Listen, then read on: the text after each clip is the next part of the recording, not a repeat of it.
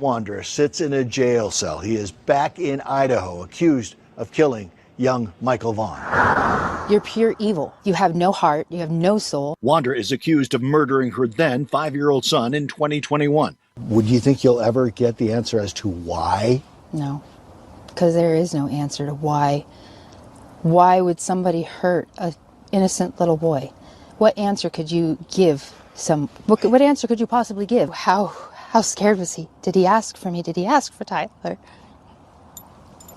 Stacey Wondra has been charged with first-degree murder and second-degree kidnapping and destruction of evidence. Michael Monkey Vaughan went missing from his Fruitland neighborhood on July 27, 2021. This is a criminal investigation. Now, more than 4 years later, in newly unsealed court documents, Fruitland police named 4 people they believed are involved in Michael's murder. Those 4 names are ones we've heard before. This is Sarah Wandra. This is Sarah's husband, Stacey Wondra. This is Brandon Shurtliff, Adrian Lucien. As for what these 4 people have in common, they were all staying at the Wandra's home when Michael disappeared in 2021. That's just half a mile from Michael's home where he was last seen. In the PCA, police pointed to video evidence they say showing Shurtliff walking around the neighborhood. They say Shurtliff helped move Michael's body in a duffel bag temporarily to his mom's home in Kuna before standing guard as they buried him in the Wandra's Fruitland backyard. Stacey Wondra told police the 4 hoped to sell Michael for $10,000 each.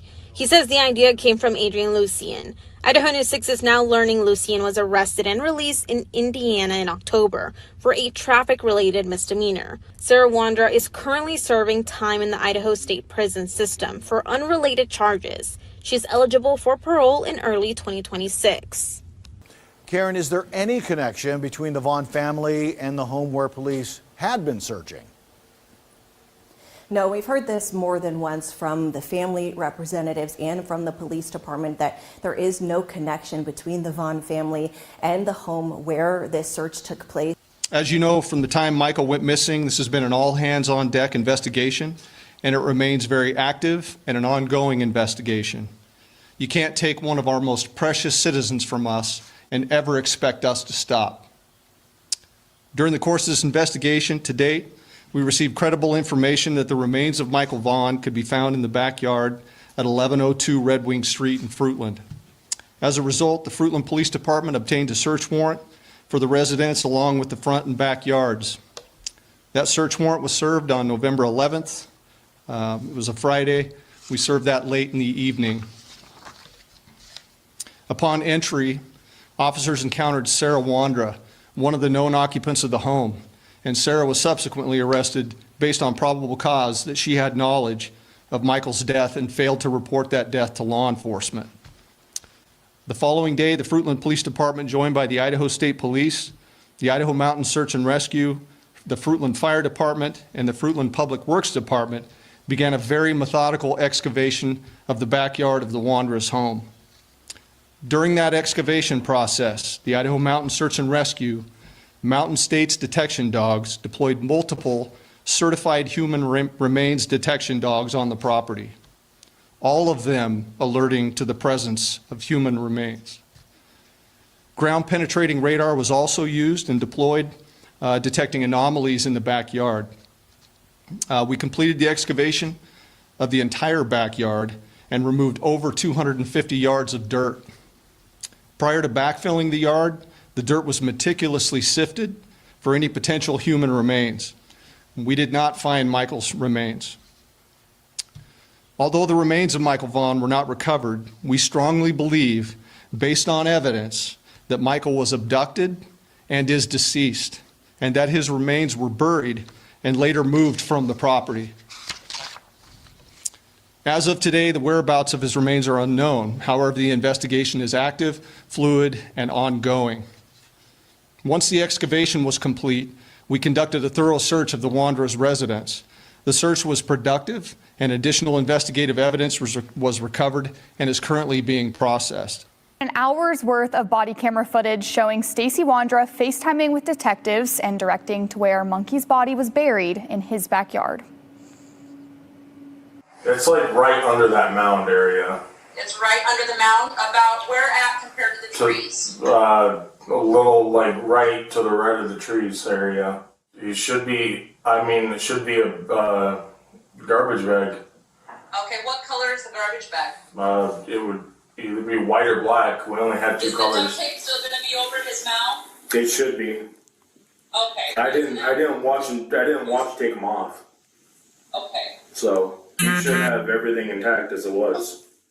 He claims he watched the burial happen. Okay. How far down is Michael? I don't know how far she actually dug. And the she he's referring to, that's his wife Sarah, another suspect in the case. Stacey says Adrian, a third suspect, was also there for the burial. Out of 300 homes, police say canines tracked Michael's scent to the home where Stacey, his wife Sarah, and their two roommates Brandon Shurtliff and Adrian Lucien lived.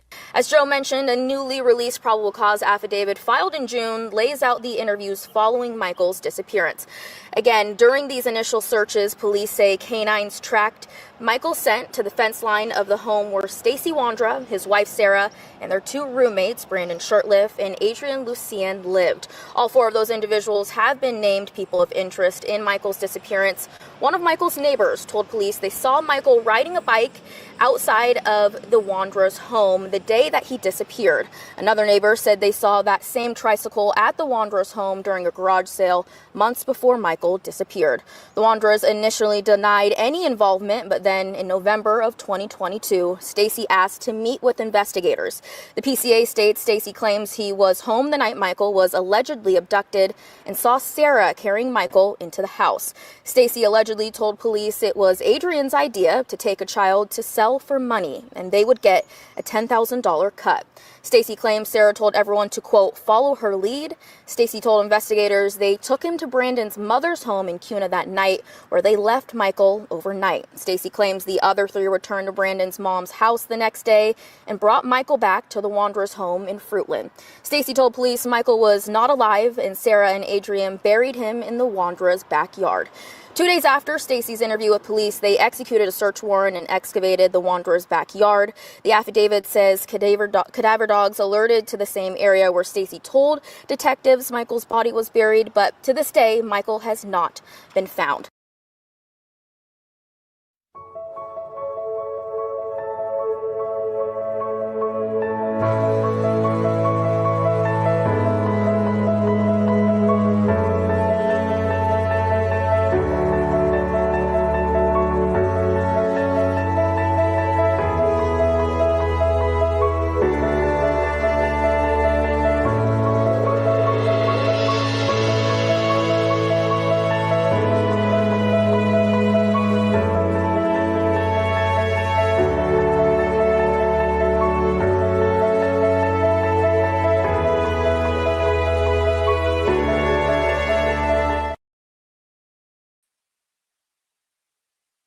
Welcome in, everybody. How are you doing? Happy Friday, everyone. It is March 27th of 2026. Welcome into Missing PNW Crimes Revisited. In case you're new here, my name is Samantha, and I just want to thank everybody for coming in and supporting the Vaughan family and supporting Michael Joseph Vaughan. So good to see everybody here. Thank you guys all for coming in. We got a little late night Friday night live going on. I normally don't come on this late, but Callie Dime is here. Thank you so much for coming in. My beautiful moderators. Clever Phase is here. Miss Demeanor is here. Chaos Mama is here. Thank you guys all so much for coming in. I'm doing good. Rage, how are you doing? How are you doing? Ember Burns is here. Mama B is here. Rhonda's here. So much love for Monkey. And I just appreciate everybody being here. Thank you guys all for being a part of Monkey's Army. Sierra is here. So good to see you. I love your little detective hat. I really do. Rubber Dub is here. Tara is here. Darlene is here. Hair Curlers in Crime is here. Thank you so much for being here. Preschool Granny. Let's see. Karen is here. Darlene is here. All in the Tanks is here. Lynn is here. Thank you so much, Lynn, for coming in. It's always nice to see you and Katie. Purple's in the house. Good to see you, love. Monkey's army is strong. We're here. We're never going away. All of us here. Thank you for coming.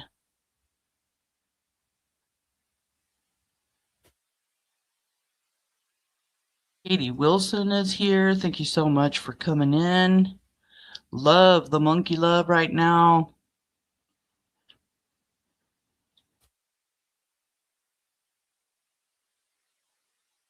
Sixth Sense Melia here. Thank you guys for coming. All right. We're going to have a good live tonight. Brandon, I got a link for you up at the top if you got the guts to take it. You can come up on panel anytime you want. I promise I'm only mean when I'm talking about you. I won't be mean when I'm talking to you. Jemima is here. Thank you so much for coming.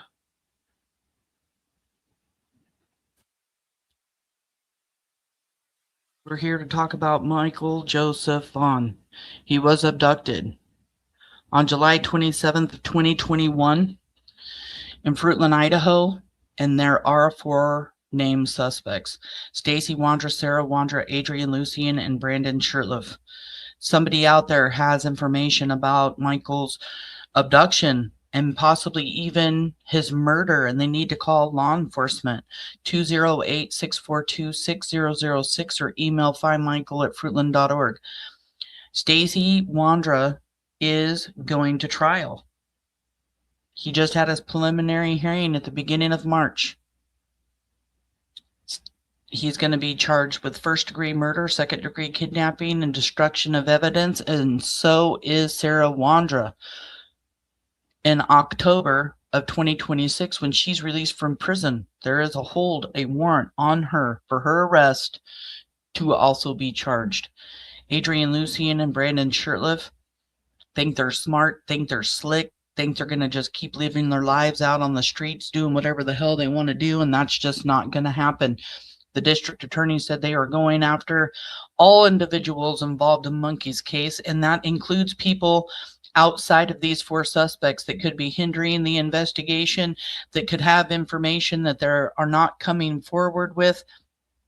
It can even be the people that Michael was supposed to be sold to, because Adrian Lucien came up with the plan to sell Michael so that each one of these suspects could collect $10,000 apiece. Adrian Lucien talks all the time in messages, and he shows knowledge of Michael's abduction, yet claims that he was set up and that he had nothing to do with Michael Vaughan's abduction. But we know that that's not true, because you can't have knowledge of the abduction. You can't have knowledge of things that happen and say you're innocent and you had no part in it whatsoever. Brandon. We're leaving no stone unturned. We are not. So much is coming out about you tonight.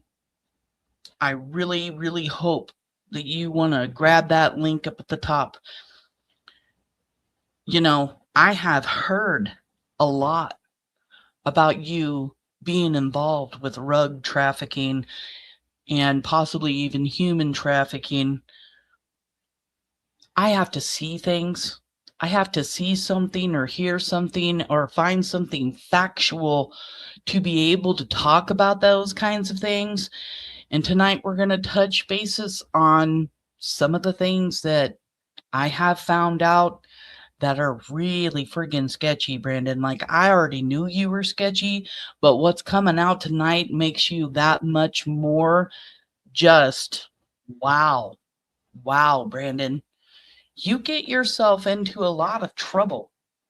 You hang out with people that get in trouble, that are felons, that can also get you in trouble. We know what you've been doing, where you've been at, what you've been driving. We're talking about everything that I have found out about you tonight. And we also know that you're a suspect in Michael Vaughan's abduction and murder. We know that you took Michael to your mom's house. We know cadaver dogs hit at your mom's house. There's no way to run and hide from that. That's why Stacey's going to trial, because even though he says he didn't abduct Michael, even though he says he didn't murder Michael, he still got in that GMC truck. He still rode to Cuna. He's aiding and abetting. He's doing all the things that you did. If you want to claim that you didn't kidnap Michael, if you want to claim you didn't murder Michael, even though the murdering part is kind of sketchy on your part, right? Because you're the one who took Michael while he was in a duffel bag and left him at your mom's house, either in the spare bedroom or outside all night long. So you knew either he wasn't alive or knew he wasn't going to stay alive, which means murder charges for you are actually way more plausible. Am I making any sense to you, Brandon? I hope so. If anybody has any information about these 4 suspects, about Michael's abduction or murder, please call in a tip. Let law enforcement decide whether or not your tip is credible. We know you know where Michael is, Brandon. Have you talked about it with anybody? If you've heard Brandon talk about anything having to do with Michael's case or any of these suspects, 208-642-6006 is the number to call, or you can email findmichael@fruitland.org.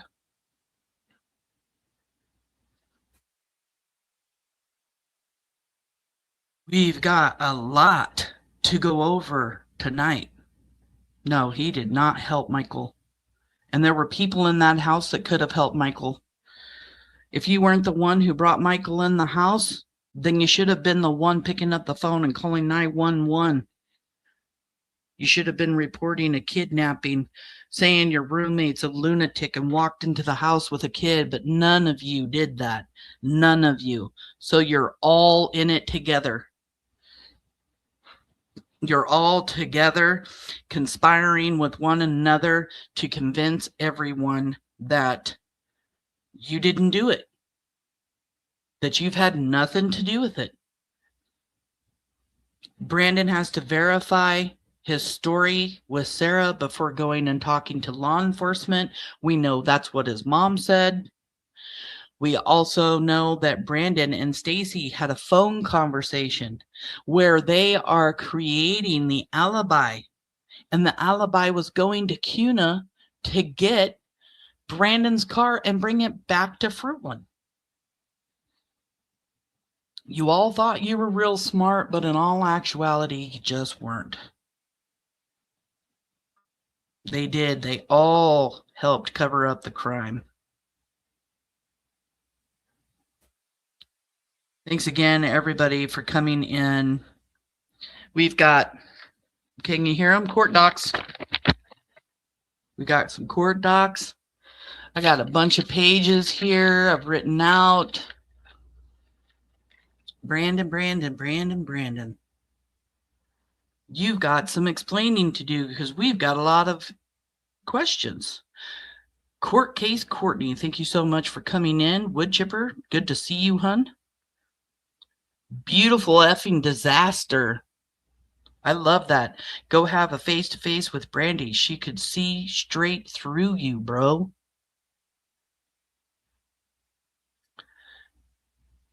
Misdemeanor says you were outside the truck on Arizona checking on Michael. You had the choice to let Michael go or sit the bag outside the truck, and you didn't do anything. That is the truth. And he knows he had to get out to check on Michael. He knows that's exactly what he did.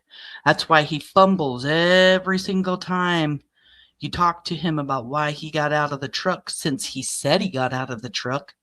because he'd never even admitted that till he came up on my panel. Mama is in the house, Michael Joseph Vaughan's mama, Mama V. Good evening, Sammy. Good evening, everyone. I hope everyone is having a wonderful Friday. It was absolutely beautiful here today. Oh my gosh, it was so gorgeous. My skin was red today. Yep, I got that hot today, and I loved every single minute of it. Opal is here. She always gives the sweetest messages ever, and I love to read them. She says, you have been criticizing yourself for years, and it hasn't worked. Try approving of yourself and see what happens. Thank you so much for your kind words. Just love having you here, Opal. So sweet. Oh, my. Brandon, I remember how hot it was on July 27, 2021. Do you like to randomly take walks in sauna weather? Right? Brandon Shurtliff's wandering around between 6 and 6:30 in the neighborhood right around the time that Michael Vaughan is abducted. Sneaks into the woods and comes right out by the Wandras. Makes you wonder, doesn't it? What was he out there? Was he a lookout? Was he the one trying to get Michael to get on a tricycle? Why were you out walking around, Brandon? Question number 1. Well, there's too many questions, isn't there? I got a question for you. Let's talk about Moss Bray Falls. Moss Bray Falls. Moss Bray Waterfalls. Brandon, you've got friends. Excuse me. Excuse me. You've got friends, and your friends have friends. All these friends have this waterfall picture. Why do all your friends have waterfall pictures? We have found close to 50 profiles that use this waterfall. And all these profiles circle right back to you, Brandon.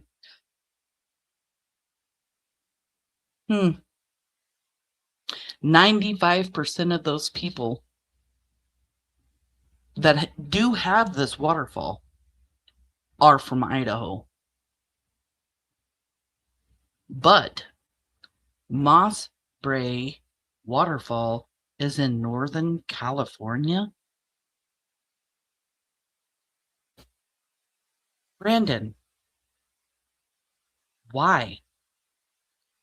Why do all your friends have this profile picture or have this picture in their pictures on Facebook? Can you tell me that? Let's just take this down real quick. I'm going to share my screen. Let's just talk about the Moss Bray Falls. Looked it up on Wikipedia. Moss Bray Falls is waterfalls following the Sacramento River and Shasta Cascades around, Dunsmuir, California in the United States? Dunsmuir, California. The access to the falls from Dunsmuir requires trespassing beside the Union Pacific Railroad tracks for about 1.2 miles before the waterfall appears to the right immediately before the railroad trestle that crosses the river. They've even closed down access to get back there to the falls. It's friggin' weird.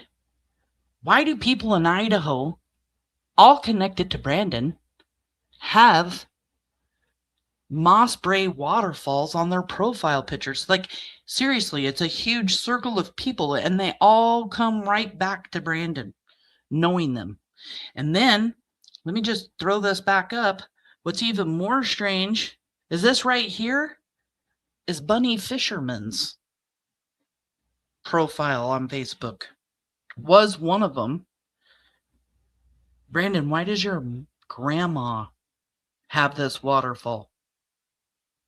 And it also has the world. And now this world has a heart.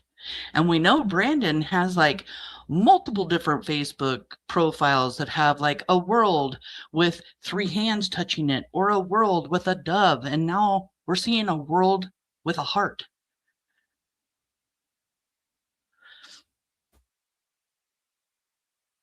What does this world signify? Here's another one of Bunny Fisherman's updated profile picture. Same waterfalls. And now this one has a message for Eric. It says, "Quiet, Eric Lee." Brandon, who's Eric? Like, are these waterfalls a code for something? And who's Eric? Brandon, are you using your grandma's Facebook? Does she know you're using codes on her Facebook profile? Because we know you're hanging out a lot at your grandma's house.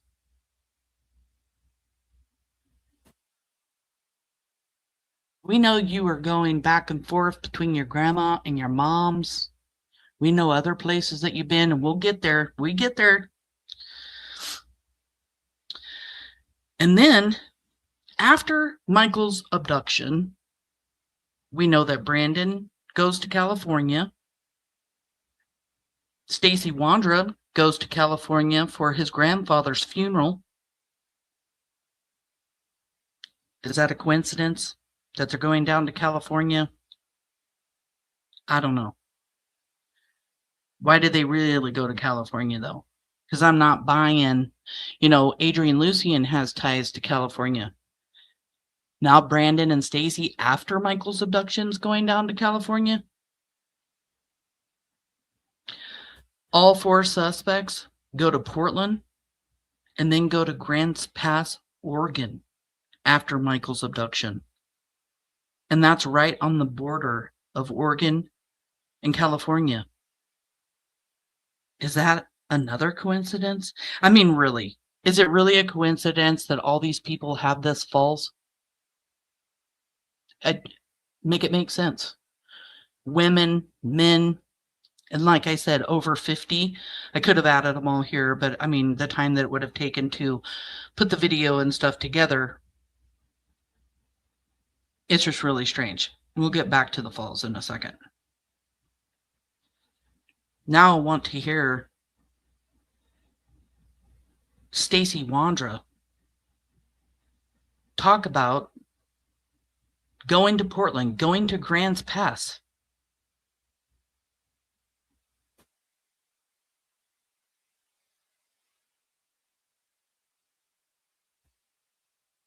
Here's Stacey talking to me and BRANDI about his trip to Portland, all over Washington. We're talking hundreds and hundreds of miles, okay, that he says he does this, and then they end up in Grants Pass, Oregon. I mean, it's 350, 400 miles into Oregon to get to the California border. Plus, they had to come from Idaho to Vancouver, Washington, and the Portland metro area. Listen to Stacey Wondra talk about this. I'm so sorry. I accidentally X'd out of the video on accident. Don't push buttons. Okay, when Amy was only wanting to pay us $200 to go to Grants Pass, and so to deliver the dog. And so I told Sarah, I was like, well, why don't I look on Craigslist and try to find somebody who needs to go ahead, like under ride shares, who's trying to go that way. And there was an ad on Craigslist. I don't forget what this guy's name was, but he had a trailer that needed to be towed because he was trying to get back to his house in, I want to say, Vancouver. And so we had dropped him off with his trailer in Vancouver, and then drove straight to Grants Pass and dropped off the black lab, the puppy that we had dropped off, and then we headed straight back to Boise or to. You guys hear him act kind of nervous when he talks about dropping off the dog in Grants Pass? So they drove from Fruitland, Idaho to Vancouver, Washington. That's where I live. That's 6-hour drive. I just drove that. And then they went from here to Grants Pass, Oregon, which is another 350 to 400 miles on the California border, saying that it was because they were dropping off a dog with somebody. What? Does that make sense to anybody? You're going to travel all that way. All that way. And let me just show you something here.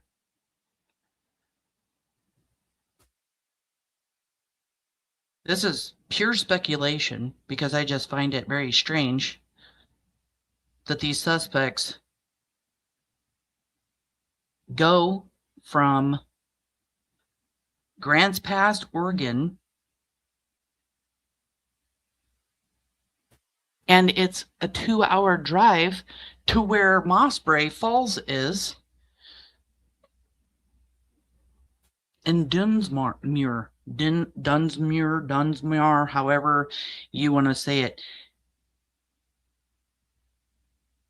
And do you see the border right there? Right past Medford and Ashland is the border from Oregon and California. And not only did they have to drive all the way down south to get to Grants Pass, they had to go southwest because Grants Pass isn't that far from the coast. You can see it. What are the suspects going down towards California for after Michael's abduction? You know, Michael was supposed to be sold to somebody. Who are these people? We don't know. Do you think that they kidnap a child and then they don't owe any explanations to the people that are supposed to buy Michael? Do we even know whether or not any of them ever received a payment? No. So could they have gotten a payment? Maybe. Do you think that the people that want to buy Michael want an explanation as to what happened to the little boy that they're supposed to buy? Probably. They're running their cell phones, selling their cell phones, doing all of this nefarious stuff right after Michael's disappearance. They can't talk to these people that were supposed to buy Michael. They can't text them. They can't call them. You might just have to go meet up with them. All in theory. Right, Brandon?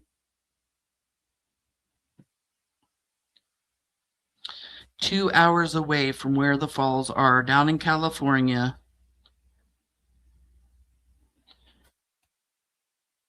It's all very, very strange activity to me. And then, got to turn my pages, my notes. Brandon, what the hell do these waterfalls represent? Do they represent Twin Falls, Idaho?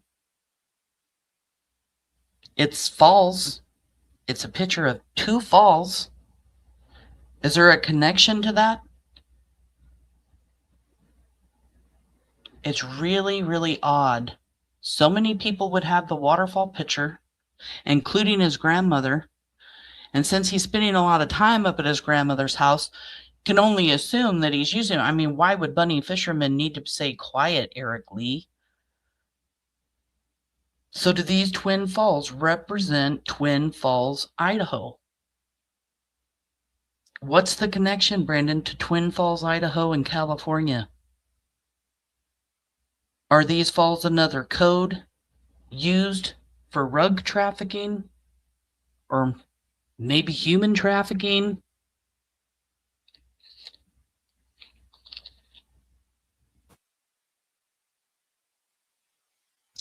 Just very, very, very strange. So let's get down to some goodies. I've been speaking with Dan and Jessica Guthrie. They live in Montana since February of 2025. So it's been a little over a year now. They reached out to me because Brandon wanted to get together with a YouTube creator or find a channel to tell his side of the story. And that's how Brandon ends up on my panel, was because Dan and Jessica Guthrie get a hold of me, tell me Brandon wants to talk to somebody. I was going over all of the time frames when Brandon was up in Montana with Dan and Jessica. And Brandon has spent close to 3 years altogether since 2021 after Michael's abduction, just going back and forth. Like, just going back and forth from Idaho to Montana. Idaho is not legal for Mary J. Montana is legal for Mary J. Just throw that out there for a second. And Brandon is constantly going back and forth. And Jessica even talks about it. Montana with you guys, or is he in Idaho? You know, he goes back and forth quite a bit. Because his mom was over there, and his grandma. Yeah. So he's just constantly back and forth because his grandma's, getting up there. Jessica says he's constantly back and forth. Constantly. And so here is a picture of Brandon. This is November 7th of 2022. He's hunting with Dan Guthrie. You guys putting those dates together? Stacey Wondra talks to law enforcement on November 5th and November 10th. Brandon is nowhere to be seen. He's gone out of there. Sarah Wandra was offered a plea deal a month prior to that. And, did Brandon know something, hear something, have a feeling? I don't know, Brandon, tell us, did you have a feeling? Is that why you fled to Montana? Here's another picture from November 10th, 2022. They were hunting again, talking about the elk finally coming down from the snow, hunting. They went in to start looking for Michael in the Wandra's backyard on November 11th. Just why were you in Montana, Brandon? Suspicious much? It's a little suspicious to me.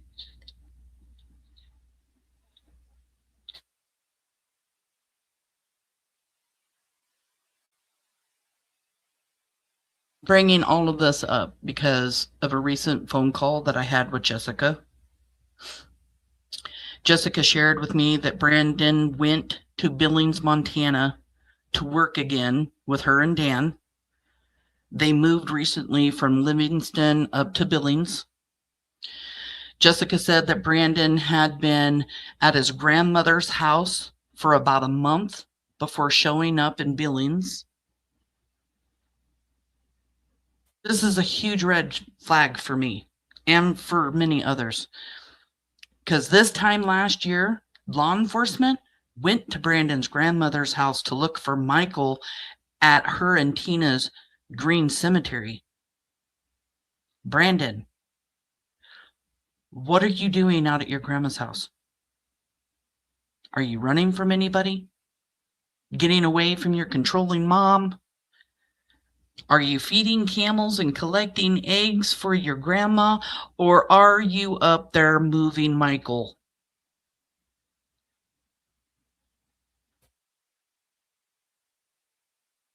Are you working on any rug trafficking? Or on your rug trafficking business? Is your grandma oblivious because of her age? I mean, what are you doing up there? Curious minds really want to know, what the hell are you doing up at your grandma's house? And why are you constantly going back and forth, and have been for quite a long time, according to Jessica? Going back to your grandma's, going back to your mom's, going up to Montana. And I'm just going to throw this out there. Some people lie, you guys, okay?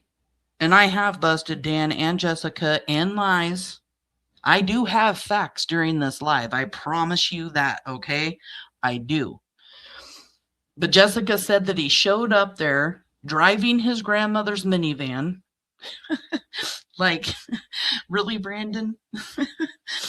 You are driving a minivan? Like, that seems like not your style at all.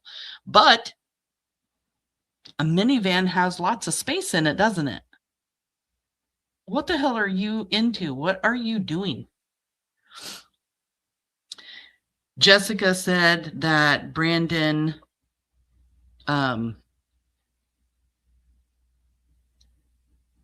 did some door dashing, complained about not being able to find a job down in Idaho.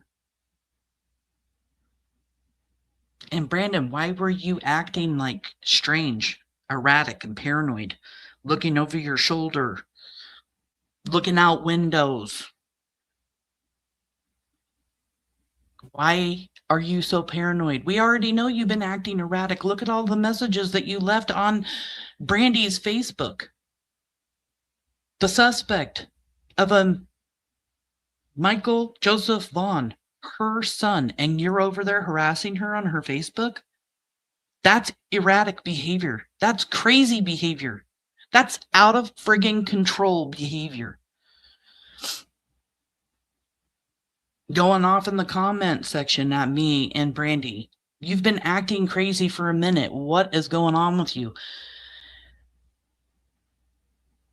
Jessica proceeds to tell me that her, Dan, and Brandon left Montana to go to North Dakota to visit with family, she said.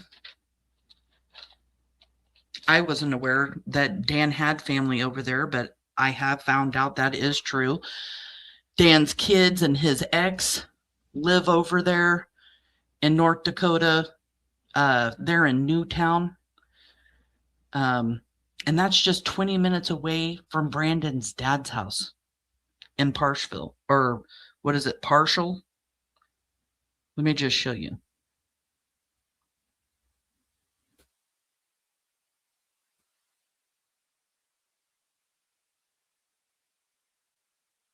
Yeah. 25 minutes from Newtown to Partial. Jason lived in Partial. That's Brandon's dad. Just keep that in mind as this live goes forward, because Newtown, we're going to be talking about that for a minute. So they go over to North Dakota. Brandon's only 20 minutes away from his dad's house. And Brandon, I heard you want to move back with your dad. Are you trying to go back to North Dakota to go work with your dad? Why are you running? Oh, wait, I know. Because you're feeling the heat in Idaho. I mean, that's why you went to Montana, right? Right before Stacey Wondra's preliminary hearing. You go down there at the end of February. His preliminary hearing starts March 3rd. And did you ask Jessica to message me about the preliminary hearing? Because I get a message from her, and she asked me what was happening with you, Adrian, and Sarah, if I'd heard anything. What's going on? Is Stacey going to trial? I really think you had something to do with her messaging me now that I know you were up there. Like, I already knew Jessica was fishing this last time she got a hold of me. Fishing for information for Brandon. Good luck with that. I mean, I thought that whole time that it was just strange that Jessica and I haven't talked for months. and she, out of the blue, messages me wanting to know things about the preliminary hearing and stuff. Pretty sure Brandon had her get a hold of me. Right, Brandon? This recent phone call with Jessica was so strange. It was so odd. Her behavior, it was really weird. It was like she was not only just fishing for info, but giving me bits and pieces of information, then holding back. It was like the more I asked questions, the more strange she got, saying that Brandon set up Dan because Dan and Brandon get pulled over in Billings, and that Dan had some Mary J on him, but Brandon left his at home. So Dan gets arrested. This is what she's telling me. Dan gets arrested because they find his Mary J on March 2nd. And Brandon's done set Dan up. Why did he leave his Mary J at home? Did he know they were going to get pulled over? Blah, blah, blah, blah, blah. Thank you, Chuck Anderson's granddaughter, for gifting a membership. If you've received that membership, please tell her thank you. Let's do some dancing.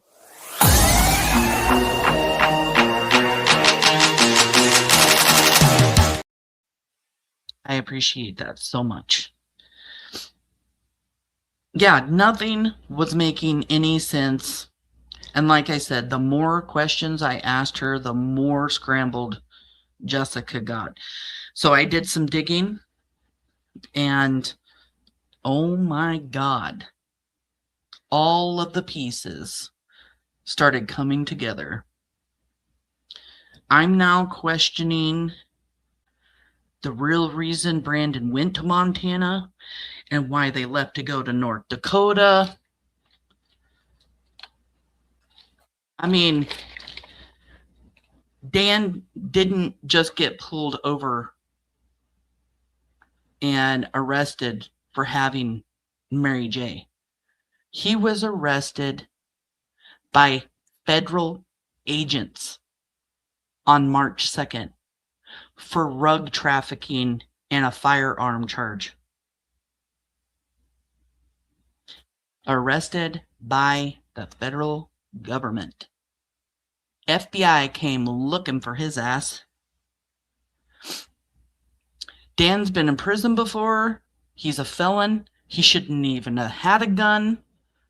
And when he's arrested, Brandon packs all his stuff and gets the hell out of Dodge, leaving Jessica's dog in a kennel for over 8 hours before she could get home. Poor puppy. Sitting in a kennel that long? What the hell? We're going over these charges because the actual offense happened in January of 2025. Dan's arrest warrant was issued just this last February of 2026. So you've got detectives over this last year. They're putting their criminal investigation together, and then they're passing all of their information over to the DA. The DA is handing everything over to the grand jury, who hears witness testimony, probably seeing some body cam footage, and the physical evidence, which are the rugs and the firearm. Grand jury found probable cause, and on February 11th, 2026, an indictment went out and an arrest warrant was issued for Dan Guthrie. But see, they go over to North Dakota after Brandon gets there at the end of February. So when they get back from North Dakota, Dan gets arrested by federal agents. I don't know what to think about that. Like, were they being followed? Did they find out that he came into North Dakota? I don't know. But they go to North Dakota, come back, and he's arrested by the federal government. Brandon, didn't you go to Montana last year after Christmas with your mother? I mean, we know you did. So doesn't that mean that you were there in Montana with Dan and Jessica at their house, living with them in January of 2025 when Dan was originally arrested? I'm pretty sure that's correct. I'm pretty sure that's correct. So you're there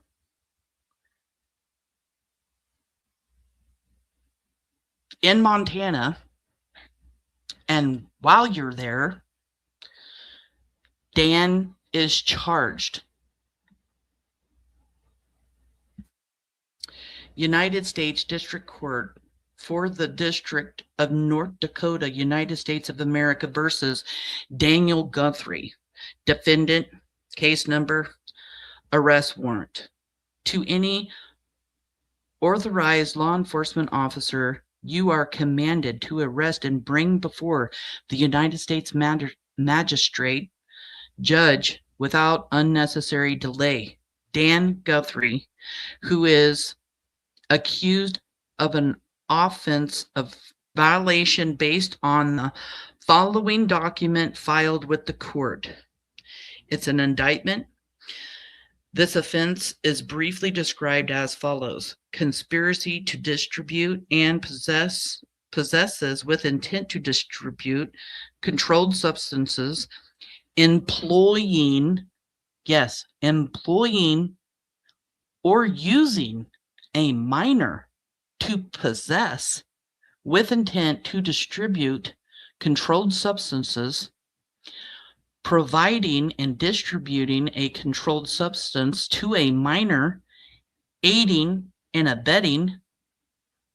And this indictment was put out February 11th, 2026 from North Dakota, Bismarck, North Dakota.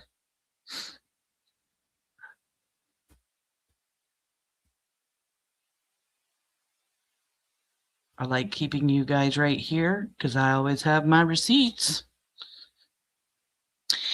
In the United States District Court for the District of North Dakota, United States of America versus Dan Guthrie, indictment, violations, count 1. Conspiracy to distribute and possesses with intent to distribute controlled substances. The grand jury charges in or about 2025 in the District Court of North Dakota and elsewhere. Dan Guthrie knowingly and intentionally combined, conspired, confederated, and agreed together and with others, both known and unknown to the grand jury, to distribute and possesses the intent to distribute controlled substances, including a mixture and substance containing a detectable amount of marijuana, a Schedule I controlled substance in violation of Title 21 United States Code Section 841. In furtherance of this conspiracy and to effect and accomplish the objects of it, one or more of the conspirators committed the following acts. It was part of said conspiracy that defendant transported Mary J. from Montana to a residence in Newtown. Don't forget, Brandon's dad lives 28 minutes away from Newtown, North Dakota, and elsewhere.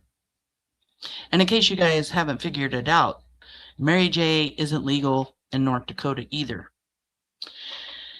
It was further a part of said conspiracy that defendant provided and distributed a quantity of marijuana to his 12-year-old son and near a residence in Newtown, North Dakota. Yes, trafficking. Yes, this is all over Mary J.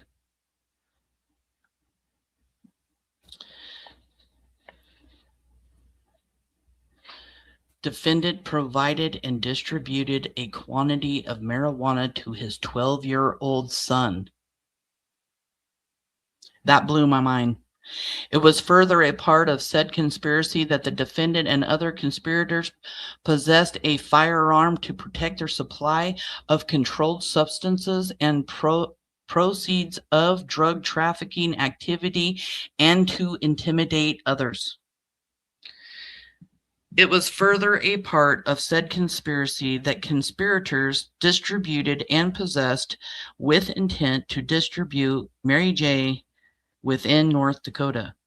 It was further a part of said conspiracy that defendant, I guess I should catch you guys up a little bit.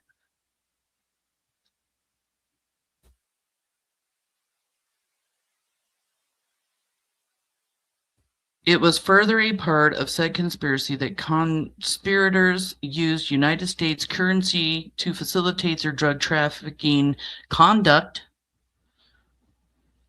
It was further a part of said conspiracy that defendant and other conspirators attempted to conceal their activities by, among other means, hiding controlled substances within residences and motor vehicles and in various containers and objects. It was further a part of said conspiracy that defendant and other conspirators would and did use electronic devices, including cellular phones and messaging applications, to facilitate the distribution of controlled substances and the collection and transmission of the proceeds of drugs distribution activity. And it was further a part of said conspiracy that defendant used other persons as sub-distributors of these controlled substances. Violation 21, United States Code, Section 846.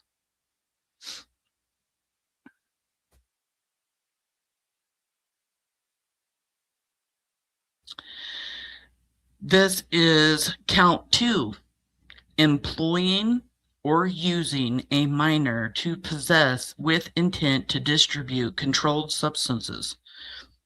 The grand jury further charges in or about January 2025 in the District of North Dakota.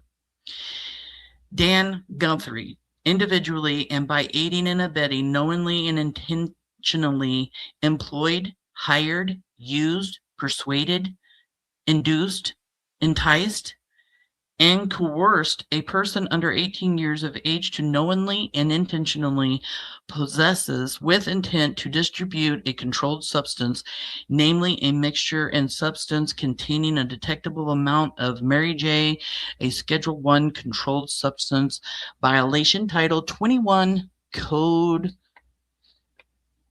United States Code 841.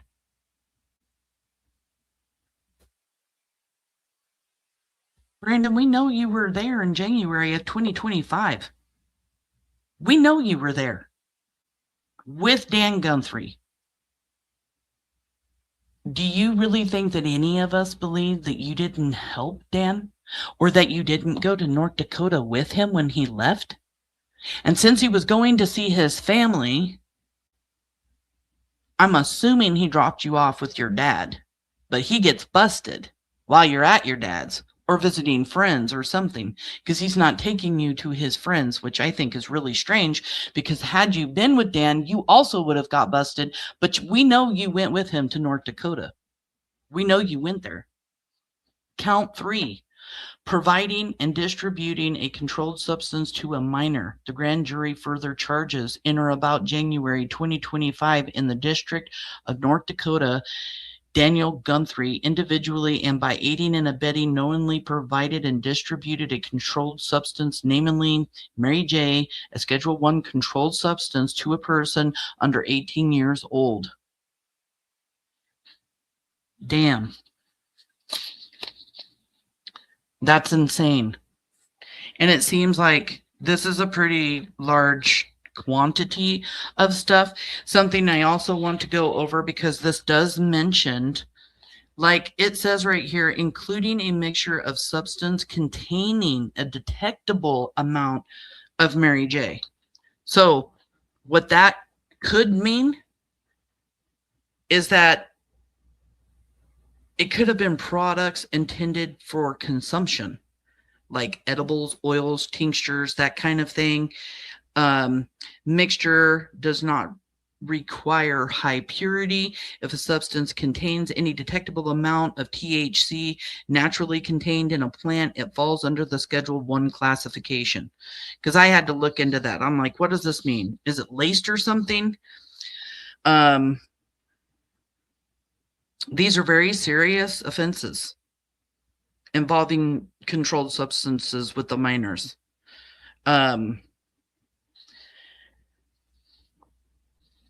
Where's the one that talks about, here's what I want to talk about. Dan Guthrie is facing serious charges, and the potential penalties are severe for conspiracy to distribute and possess with intent to distribute controlled substances. He could face up to 20 years in prison and a fine up to $1 million. Employing or using a minor to possess with intent to distribute controlled substances carries a penalty of 20 years in prison and a fine up to $1 million. Providing and distributing a controlled substance to a minor can result up to 20 years prison and a fine up to $1 million. The charges are federal offenses, and the sentencing guidelines will depend on various factors, including Guthrie's criminal history and what's specified in this case. Well, Dan's been in prison before. He's already a felon. So I'm assuming this is not going to help his record much.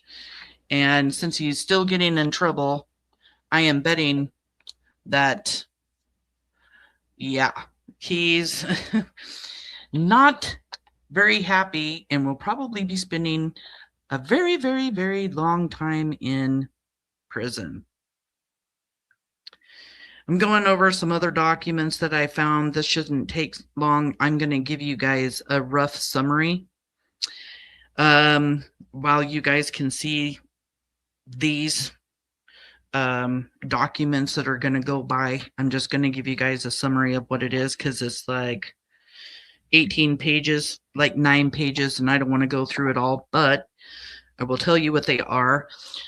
There's an arrest warrant here that's issued on February 11th of 2026 by the United States District Court for the District Court of North Dakota, authorizing law enforcement to arrest Guthrie for conspiring to distribute and possess controlled substances, employing or using a minor to possess with intent to distribute controlled substances, and providing, distributing a controlled substance to a minor. He also pled the 5th and the 6th, and his assertion of his rights. Guthrie invoked his rights to remain silent and have counsel present during interactions with the government, signed on March 4th, 2026. So he was arrested March 2nd. He signed his rights, invoked his rights, I should say, March 4th. And then on the criminal docket, the case was filed with the U.S. District Court for Montana Billings on March 3rd, 2026, and it was terminated on March 6th of 2026 with no pending counts, indicating the case was transferred. Order appointing counsel is also in here. He was appointed a court-appointed attorney because he doesn't have the financial inability to obtain counsel. That was dated March 4th. Commitment to another district. Guthrie was ordered to appear in the District Court of North Dakota with the U.S. Marshal tasked with transporting him, dating March 6th, 2026. So on the 6th, he's transferred over to North Dakota. The case was transferred back to the District Court of North Dakota pursuant to the rule as noted in the docket entries. Guthrie was ordered to pay the defense cost with specifics left blank, signed the magistrate. So in summary, Guthrie was arrested, Dan, on charges related to controlled substances and minors, asserted his constitutional rights, had a federal defender appointed, and his case was transferred to North Dakota for further proceedings.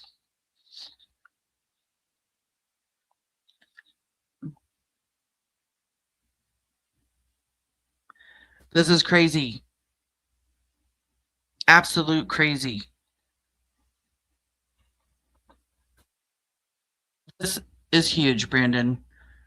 I hope law enforcement can tie you to some of these charges or something. I hope law enforcement knows that you were there in January of 2025. I mean, you were there in Montana. You didn't just, start watching Dan. You didn't just stand by, watch him. You were more than likely helping Dan pack everything up and went with him to North Dakota. Why wouldn't you? Your dad's 20 minutes away from where he was going. And then you show up this time to Montana and Billings to go see Dan and Jessica, and you guys immediately take off and go to North Dakota again. And then you come back and Dan is arrested by federal government? What the hell? And you're out of there. Why are you out of there is the question. Are you worried that they were going to tie you to last year's arrests or charges, I mean?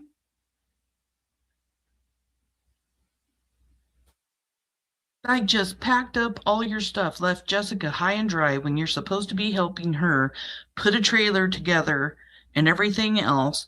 Dan's now gone and you don't even help your friend. You just up and leave her dog in a kennel, in a cage or whatever for 8 hours.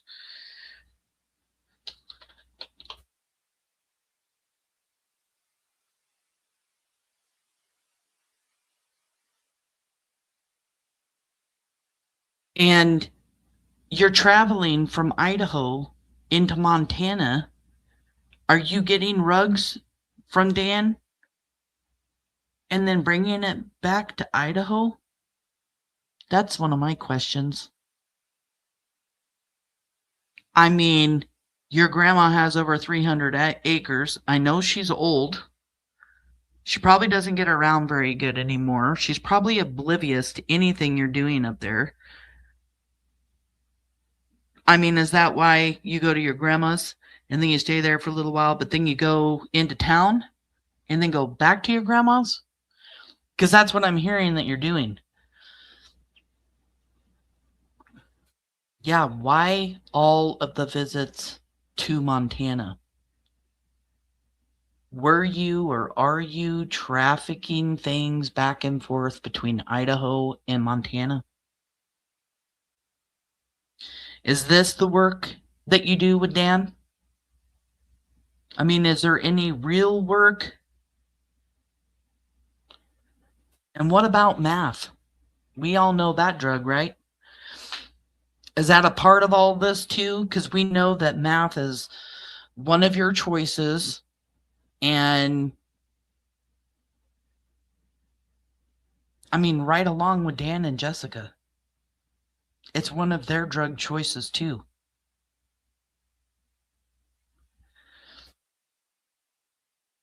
All of the dots are starting to connect. They're all coming together, Brandon. Your codes for your profiles and your movements. I mean, I wonder if your dad knows why you and Dan travel to and from North Dakota. Because he's really good friends with Dan. Has known Dan for over 20 years, according to Dan. Maybe he should find out about this. Does your dad know why Dan was just arrested? Do you think he's still going to let you come back and work for him when he finds out that you were there at the house when these charges originally came, when Dan was originally arrested? My biggest question, though, like really out of all of this, is why? Why would Dan and Jessica let you in their lives? Why would they let you go up to their house? You know, when they called me, they told me that they think that you have some involvement in Michael's abduction and murder. They were going to try getting any and all information out of you that they possibly could. Dan straight up says that you're like some kind of weird pedo, that you and Adrian have like this thing for little boys. No joke. That's what he said. I mean, Dan said some really, really, really harsh stuff about you, Brandon. So why is he letting you come up there to their house if they really felt that way? I mean, for him to think that you're a creep but still let you come around? But if Dan and Jessica need you up there because you're making them money, because you're running the rugs with them over the Idaho and Montana border,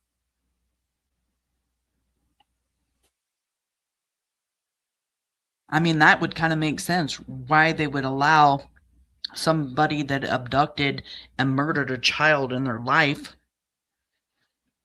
I know he's known you since you were a teenager, but they really thought that you had involvement, and it just makes no sense for two people to want to have you, a suspect, and Michael Vaughan's abduction and murder hanging around their house. You've been getting busted for rugs going all the way back. Remember, your mom had to pay your fine for you to even come back to Idaho from your dad's last time because you had a warrant for your arrest for Mary J. And I'm not saying that Mary J is like some horrible. I'm not. I'm really not saying that. I know so many people that smoke. It is illegal to traffic it though.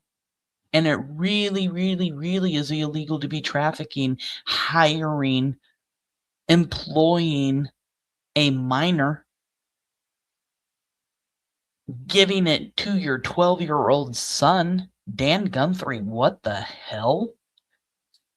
That is just crazy. 12 years old? Come on now. I'm going to see if I can read this news article, because this also stood out to me. And I found out about this, and I was just kind of really blown away with it all. And, you know, getting a 12-year-old boy involved in what you're doing is just wrong altogether, right? But listen to this. I couldn't post it up here for whatever reason. This would not go up. I will put this picture in my Michael Case Revisited, Michael Vaughan Case Revisited Facebook group. You can go over there. You can see this article for yourself. I'm going to try reading it. It's very, very, very blurry, so it might take me a second, but damn, this is crazy. Couple charged with child endangerment and assault. A former Livingston couple is facing felony charges after an infant relative in their care allegedly suffered serious and potentially life-threatening injuries. Dan Guthrie, 37, Jessica Guthrie, 30, were arrested this week before Judge Brenda Gilbert on Montana's 6th Judicial District Court in Livingston. Sorry I'm reading this slow, you guys, but it really is so blurry. The two entered not guilty plea felony charges of criminal child abuse agreement and assault in a minor during the arraignment. Judge Gilbert continued Daniel Guthrie's release from jail on $50,000 bond, which he already posted out of the Park County Justice Court. The judge also entered that Daniel Guthrie's contact with the infant relative be at the direction of Child Protective Services, or CPS, in that he not, what does this say? Discuss the case with Jessica Guthrie. So he's not allowed to talk about this case with Jessica. And yeah, we're talking, this is a 16-month-old baby, you guys. It says the judge continued Jessica Guthrie's release from jail on a $75,000 bond. So hers was more than his. His was 50, hers was 75, which she previously posted out of Justice Court. The judge ordered Daniel Guthrie in to maintain his employment and told Jessica Guthrie, who said she was currently unemployed, to seek employment. The charges against Daniel and Jessica Guthrie came after a superior with CP after a, this is so hard to read, you guys, supervisor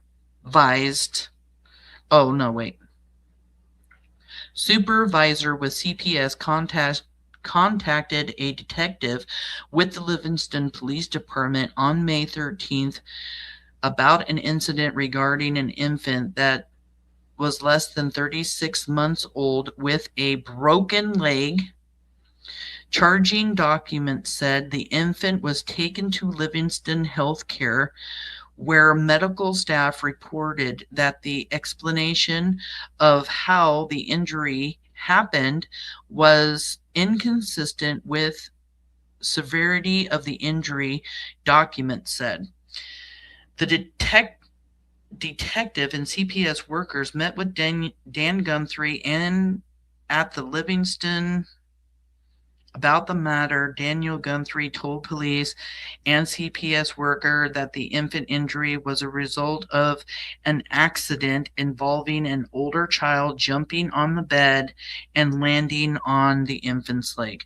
I'm just going to add right now, it is not easy to break a baby's bones. It's not. Their bones are very, very flexible. I'm just saying. The infant cried for several minutes, and Dan Guthrie said he noticed after the child had taken a nap that her leg was swollen enough to cause concern, documents said. He reported that he took the baby to the emergency room about 3 p.m. that day. This is where it's going to get even more blurry because you can barely see this.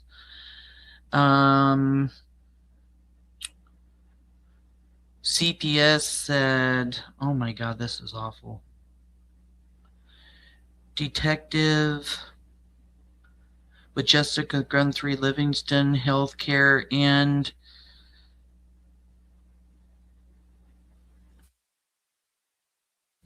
informed her, but I don't know. I don't even know if I can read this all. Something. Met Jessica, disregard. Jessica Guthrie said she was sitting on the bed with the infant and the older child was jumping on the bed and then the baby became startled, fell and landed on the baby's head. Long story short, you guys, because I'm going to have to post this up, long story short, this baby's head was super, super swollen, and this baby ended up in the hospital for quite a long time, but broken leg. And apparently Jessica says that the baby fell on the ground after being startled and got this head contusion of some sort. The infant was reported from Jessica Guthrie by medical personnel documents. She was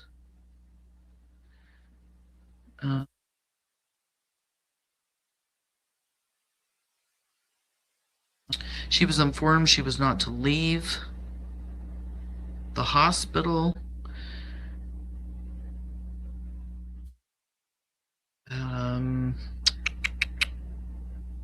Yep, I just cannot make out the rest of this. But this is just crazy. It's just crazy. I mean, you got him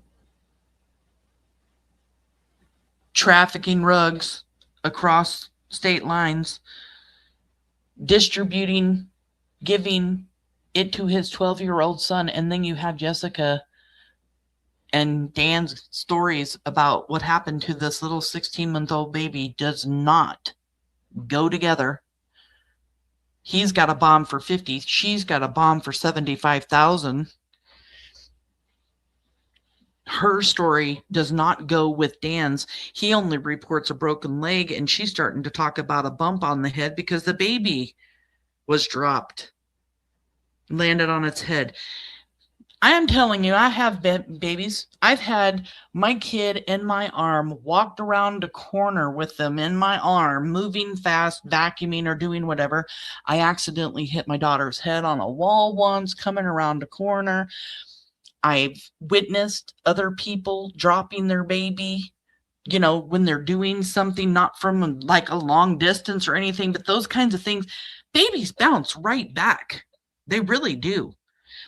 Unless it is something with force is the only way I can describe it. Unless there is something with a lot of force.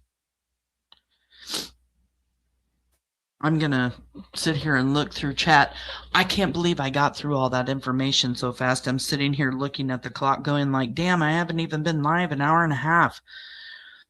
It is. It's true, right? All in the tanks, like babies bounce back. They bounce. I've seen the babies bounce. They're strong. They're durable. Their bones are soft. It's very hard to break a baby's bone. It really is. Yeah, and that poor precious little baby, right? I tried so hard to find the full article of that, and I couldn't find it anywhere. I had some help looking for it. Yeah. Brandy says, we've all seen the video of Monkey and Pidge, and he smacks his damn head on the mirror like it was nothing, right? Babies' heads are spongy. Yes. I mean, they're still growing their little soft spot area and everything. Their skull stays nice and soft. I don't know. It's just, this is just all really strange. I'd never seen that information, and then I found it, and I'm just like, what the hell? They both posted bond pretty easily with it being that high. Now, did they have that kind of cash on hand? Yeah, how do they have that kind of cash on hand to post bond? I mean, I think it's like 10% maybe to do like a bill. Well, I don't know if they did like a bill bond thing. Would they have to pay like a percentage of that or the whole thing?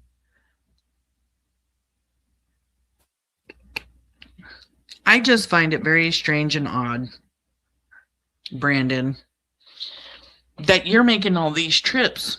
I mean, Jessica said it herself. You're making all kinds of trips back and forth. Why are you doing that? In Montana with you guys, or is he in Idaho? You know, he goes back and forth quite a bit.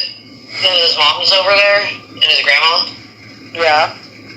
So he's just constantly back and forth because his grandma's, you know, getting up there.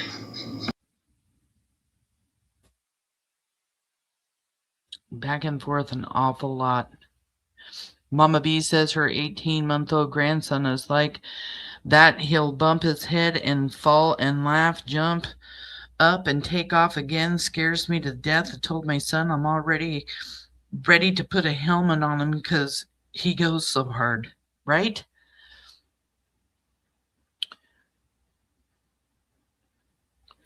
The sutures of an infant's bone aren't fused or formed yet, so they're like the term green stick in green stick fracture.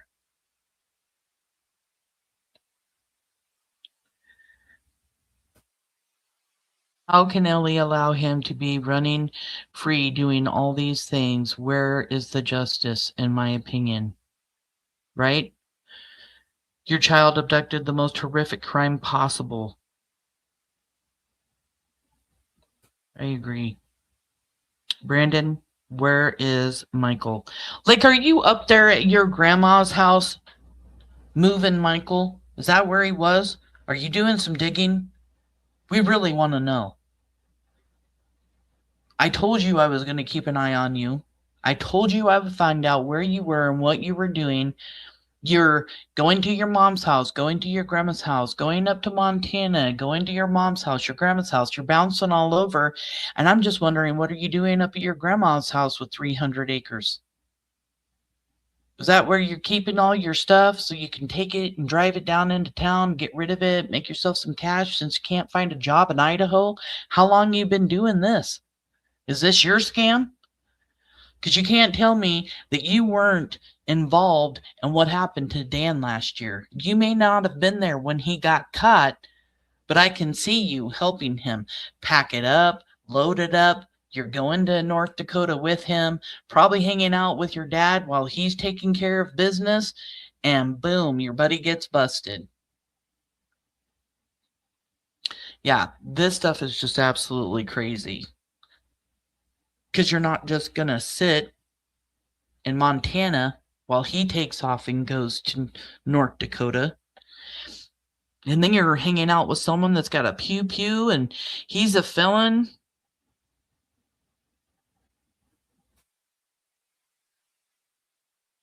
Ellie says, oh my God, these poor littles. What the hell? Right?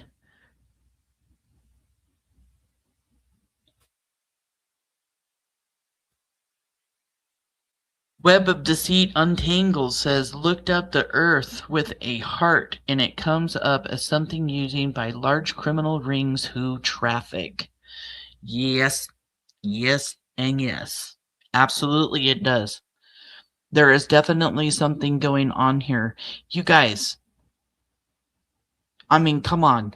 Put a 1 in chat if you think it's strange that almost 50 people that live in Idaho have a picture of a waterfall that's in California, and that all of them are connected and circle around to Brandon, including his grandma, Bunny Fisher, where he goes all the time. 1.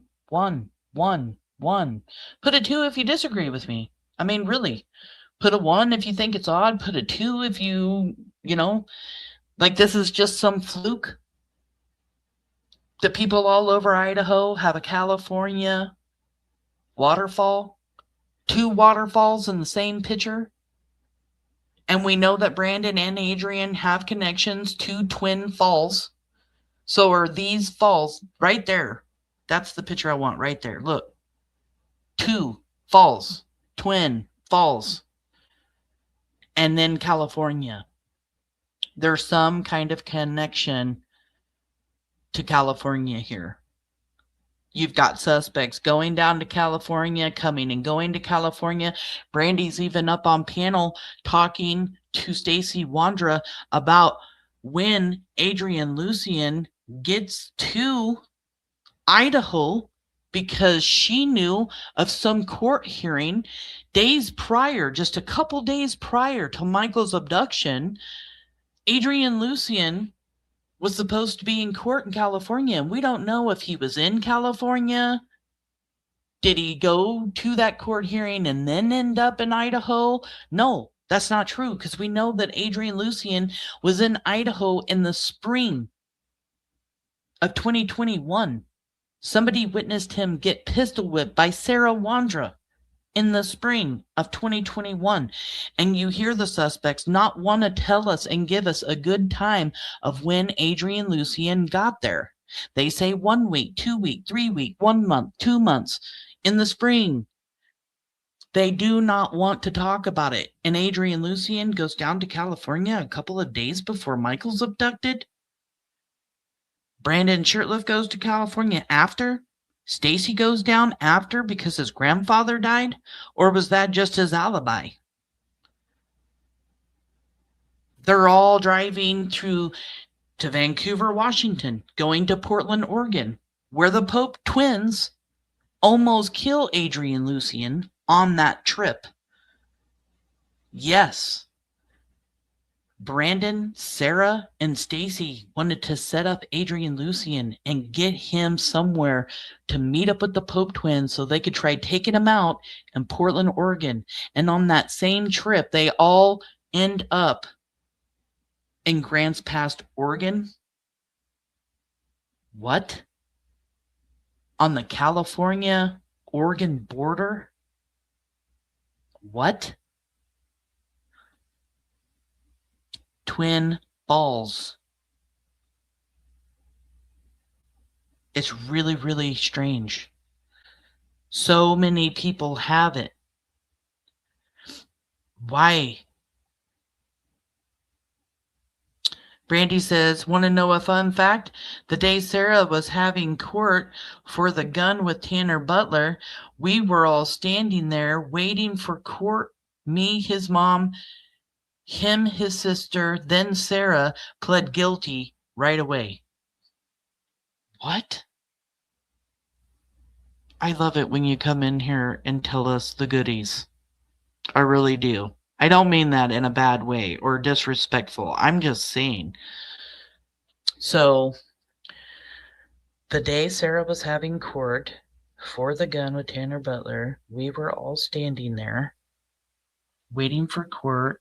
Me, his mom, his sister, then Sarah pled guilty right away.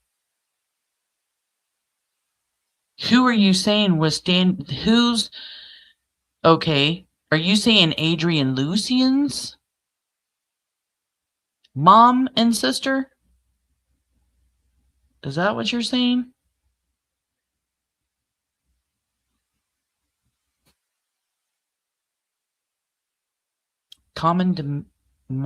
Yes. Denominator is Brandon.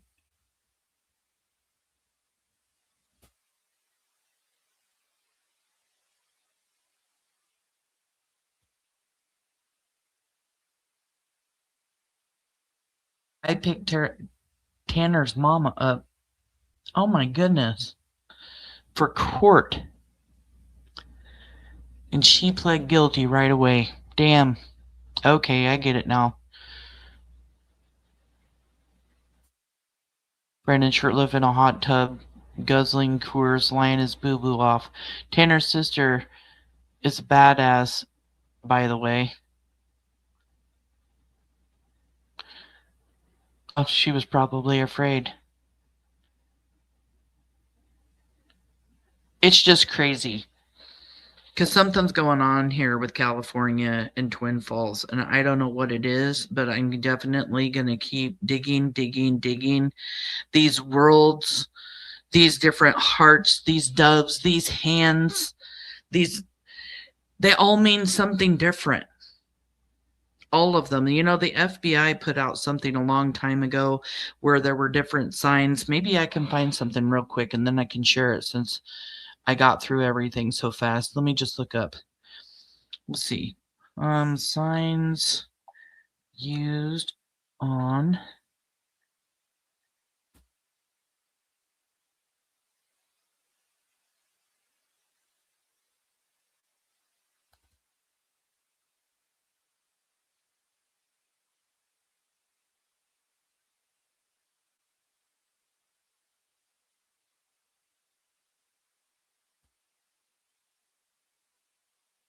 Police, if they only knew, they would.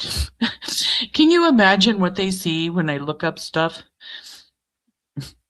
Signs used on the internet sites to represent child trafficking and drug trafficking. What the hell? Let's see what this says. I'll share my screen so you guys can see this, because some of it I just saw. I'm like, what? Huh? Really? Because it's some of the stuff Brandon Shurtliff posts. What the hell? Oh, Brandon.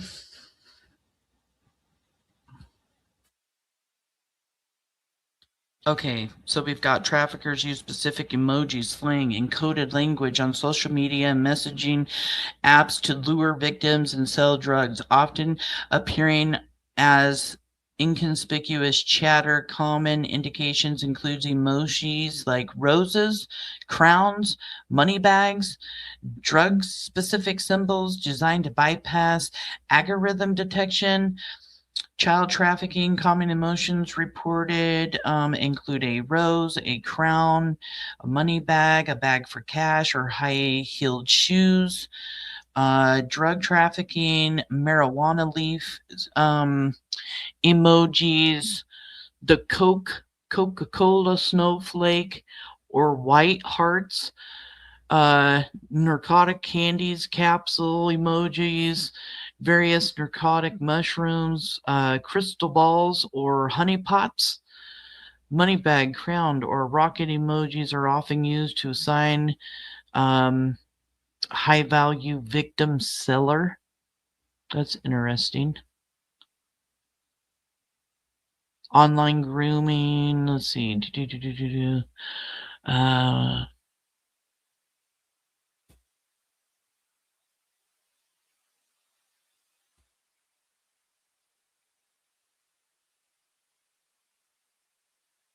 I'll stop sharing that and start looking up some other stuff, like because I know I've seen stuff about the world, the dove, the hands on the world.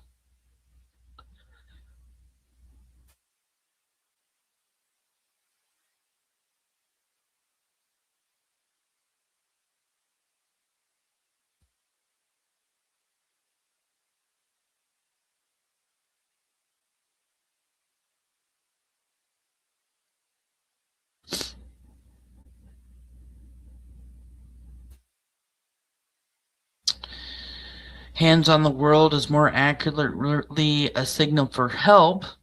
One hand showing the palm, tucking a thumb. Oh, they're talking about that thing like on TikTok. Yeah.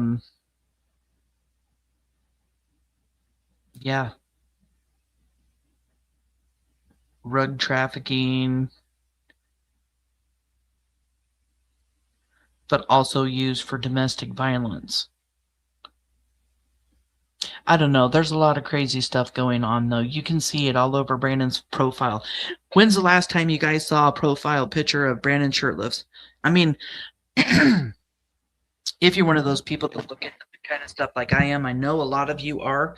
When's the last time you saw a normal profile picture that didn't have like a world or a dove or something weird in the corner of his profile picture? And it's not strange that the one person would have these things. What's strange is it's not just him, it's other people. And then they will use the same exact sign, like the world or the dove. I showed, pictures of the dove on Stacey Wondra and his around the same time after Michael was abducted. And the dove is at the green cemetery sign on it. So that was like a big red flag. I saw roosters on the bricks of a white stuff from the Coast Guard. Roosters. And here he is talking to Jessica about chickens at his grandma's house.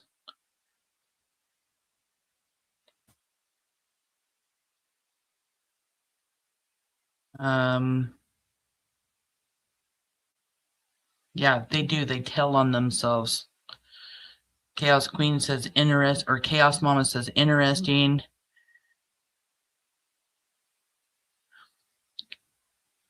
Online tanks, that's what I found on Google. Kelly says, yeah, all of our phones are even starting to connect with people's Wi-Fi. It's the new geofencing. Web of Deceit, Brandon is always using something about adventure. It should say smuggler, right? That was his last new thing. His profile picture was this world that said the Avenger underneath it. And it should have said the murderer or the abductor.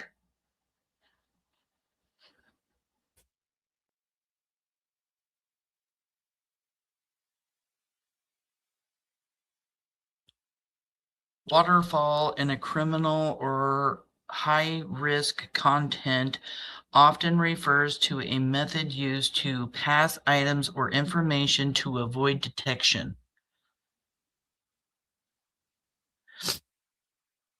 Well, that's nice to know too. It's just crazy what, really? Why do all these people, including his grandma? I don't get that. His grandma? And he's up at his grandma's. I think he is using her Facebook. Honestly, I really, truly do. And I'm not the only one that thinks this. There are way too many crazies in this world. I am, oh my gosh, I get so paranoid taking my grandbabies to the park or anything. I have to keep my eye on them at all times. If I lose sight of them for a second, my heart drops. We had one of the babies hiding underneath the slide from us one day. Couldn't friggin' find her anywhere. I was about to call 911, no joke. And I finally had to say, get your butt out here. Grandma's scared. Where are you? Are you hiding? She come right out from underneath the slide. I was like, oh, good gosh.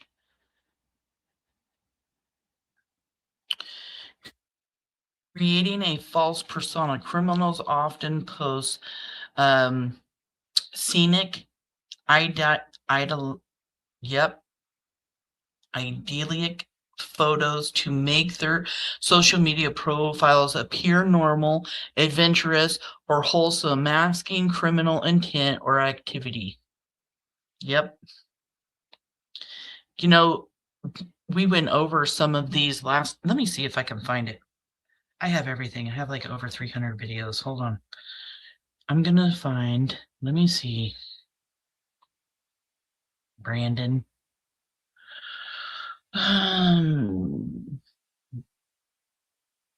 Let me just see.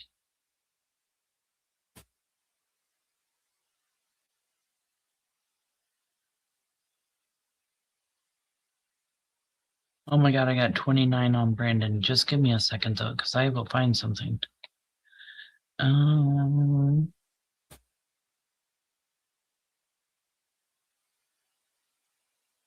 Okay, what's this? Brandon's Facebook and TikTok.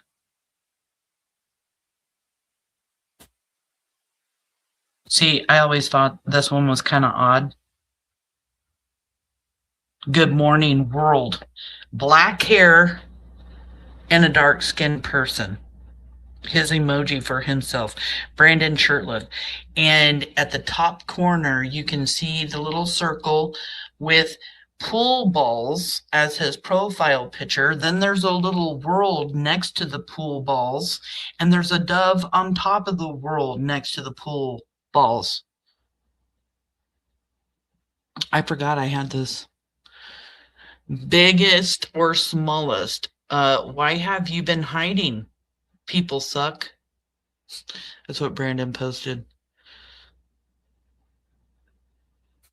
You get to remove one thing off Earth. Go. And Brandon says, take it or leave it. Oh, it was in the comments. Brandon says, kill child killers. You get to remove one thing off Earth. Go. And he says, kill child killers. You cannot deflect, Brandon. You really can't. We know. Oh, I've already shared this one recently. Him saying he's gonna effing kill somebody. Monkey's Army put this up. Yeah, threatening a woman. I have more. I'll find it. Hold on.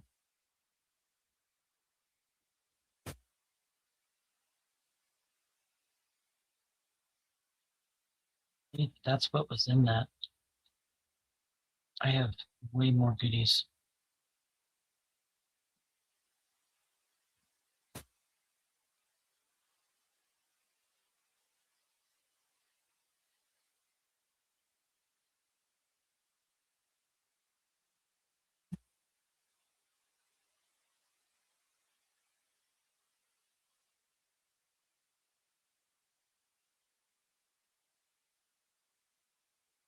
These are random screenshots. What are these?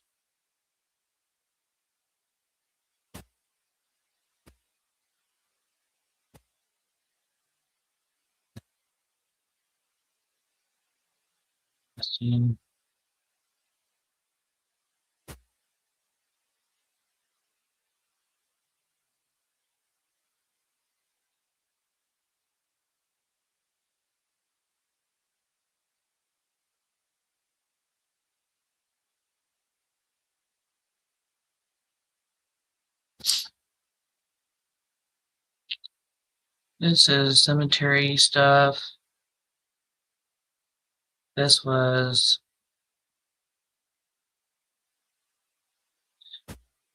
cemetery information.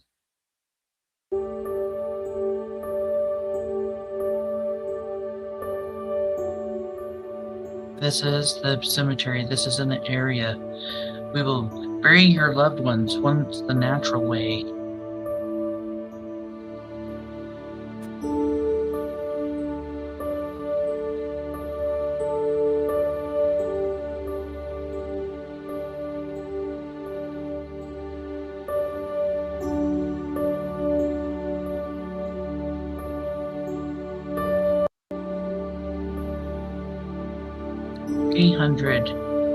Over 300 acres of land.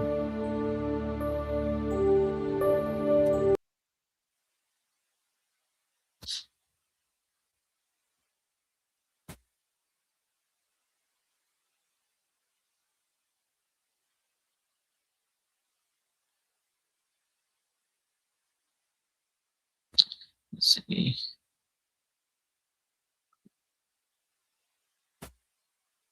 Just looking through all my stuff. I've got plenty of time tonight.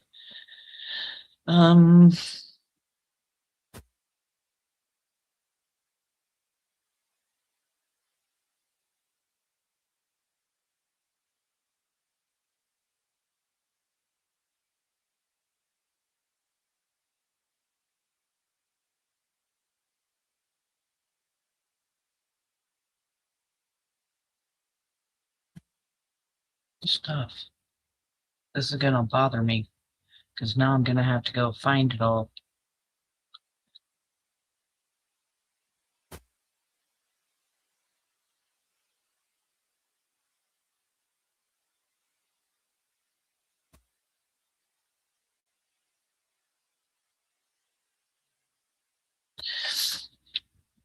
Leos must be exhausted trying to keep up with these losers. Ask Kelly Dine, we're not weird ones. Did you know an investigation? They can look at people's TVs and see what they've been watching. Don't creep me out. I mean, it's bad enough that you talk about something and then all of a sudden it's popping up on your Facebook or on a TikTok or something else, right? You're just barely even talking about it.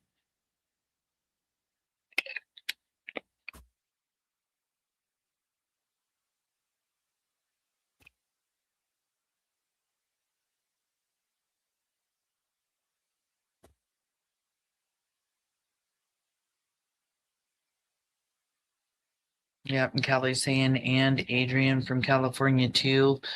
Past is kicking back, just thinking.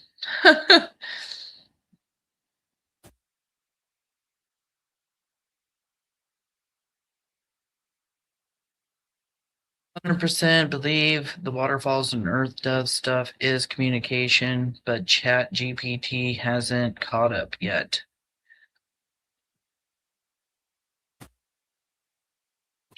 Jenner's sister's badass.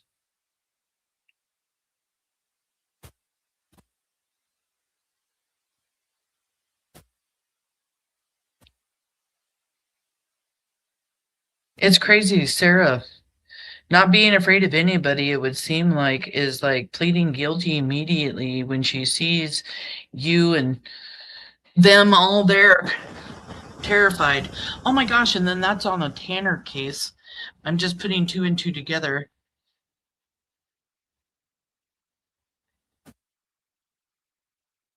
That, you know, you're there and it's at Tanner's hearing for Sarah. I mean, I guess it does have something to do with Michael too, because she was arrested around the same time and finally charged with something after she was arrested for not talking about Michael being in the backyard, not reporting a death. Callie Dime, I've been telling the FBI hello for years. Brandon is so stupid, he threatens himself. Laugh out loud. Yep, Courtney, you're right. Oh crap, mine is always on ID. Hubby's not home.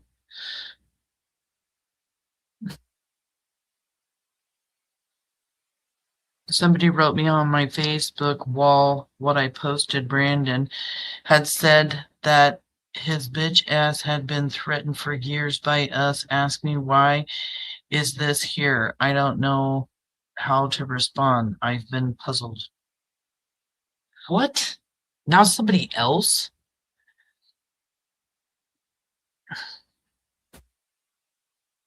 He's just, you know what it is Brandon sending people to harass you is what it is. Or he's making a fake profile to come over there and do it himself. You should get in that profile and look around and see who the friends are and stuff.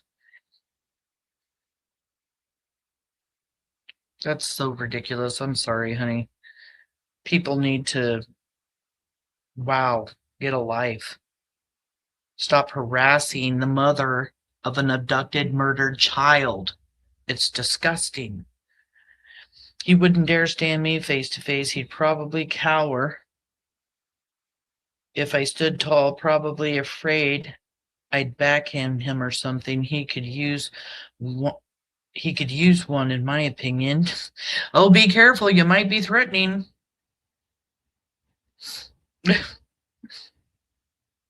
Just kidding. Yes, the 8-ball too can be a symbol of the Coca-Cola substance too, but it can be another one of the gang symbols that are being used in their groups. You know, Brandon Shurtliff had a profile that had like a rock and something else sitting next to it, and we were wondering if that rock represented like the Coca-Cola world, because they call it rock candy out on the streets. He has everything. Yeah, that means they're threatened. When he talks in third person, he's always talking in third person. It's weird. Yeah, I totally agree with you, the beach. Lucian is king code. But I will tell you, he gets sloppy. He gets so sloppy. We can find him because he likes to use Chinese writing. He likes to use the Y symbol because he wants to like start a clothing line or something. And he really likes Asian writing. And he's very, very easy to find. He'll also use hearts with the little arrow going through them. It was on his old ones, like his Adrian Dumb profiles and stuff, but you'll still find them. That's how I knew it was him when he came into my Michael Vaughan group and posted just a heart with an arrow through it. But yeah, he's like King Code, that's for sure. Oh, yeah. Go over to my Michael Vaughan Facebook group. I'm not joking. If you guys have never been there, you want to go there. You can type up at the top and the little search icon, put Brandon's name in there, Adrian's name in there. You'll find profile pictures. You'll find profiles that they've used. You'll find you'll find lots of stuff in there. You don't even have to become a member or anything. It's a public group. You guys can go in and just check shit out. I'm constantly posting things up. Because Dan Guthrie isn't really relevant to the Michael Vaughan case, so to speak, because, you know, they don't have involvement in Michael's abduction or murder. I don't know that I will put his court documents in there, but I'm probably going to talk about it because I find it very strange and unusual that Brandon Shurtliff is up in Montana the same time that he gets busted for rug trafficking over to North Dakota. And I've had my own assumptions about Brandon doing that already, and to know that, and then he goes up there with Jessica and Dan just last month, and they go to North Dakota again. And then when they get back, Dan is surrounded by federal agents and arrested for a warrant? Going to federal prison? Yeah, it's a thing. Everything's traced through your Google accounts. Once you log in, it gives all of the date, even when the account wasn't attached to the phone. Brandon, they know everything. Yes, yes, yes. Thank you for putting up that link. Here's the Michael Vaughan case revisited Facebook link. Thank you for that, Kelly. I appreciate you. I always have so much information I put in there. I love sharing Michael's face. He gets a lot of attention in there. Sometimes I will just steal pictures from BRANDI and put in there, you know, because the focus really is on Michael Vaughan. We're Monkey's Army. We're supposed to be supporting the Vaughan family. We're supposed to be talking about Michael's case, sharing his beautiful smile, his beautiful face, like his mama always says. It's so, so important to do that. And somebody out there knows something. So I'm going to just run that tip line, 208-642-6006, or you can email findmichael@fruitland.org. Thank you guys for coming in. Sorry I got through all my information so fast. I had 10 pages written out in my notebook, a stack of documents sitting here, and I did a like summary of all of that, but I still thought it was going to take me forever to get through everything. I do want to say, I had told everybody that I was going live on Monday to go over Stacey Wondra's preliminary hearing in the footage. We're going to have to start doing that Tuesday. I'm going to give Purple her Monkey Monday, not come in early, not come in late. I totally forgot it was my husband's boss's birthday, and we have a birthday party to go to. So I'm taking a 3-day breather. And it's good for me because I really kind of need a mental break. I've been busting my ass since I've been back from Idaho nonstop. And yeah, I'm going to take 3 days off, be back Tuesday.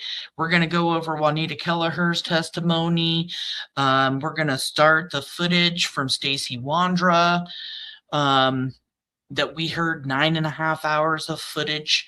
If we get to a place where we're not going to be able to hear Stacey, I might just fast forward. There really was a part that was so bad. And BRANDI has a message here for Brandon. She says it's 89 days till Michael's 10th birthday. Why didn't you let him come home for this one? Don't you think it's time? Give me back my son.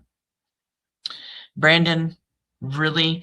If you really want people to stop harassing you and stop talking about you, then you need to do the right thing and tell where Michael is. And you better not be up there doing anything stupid, like moving Michael's body or something.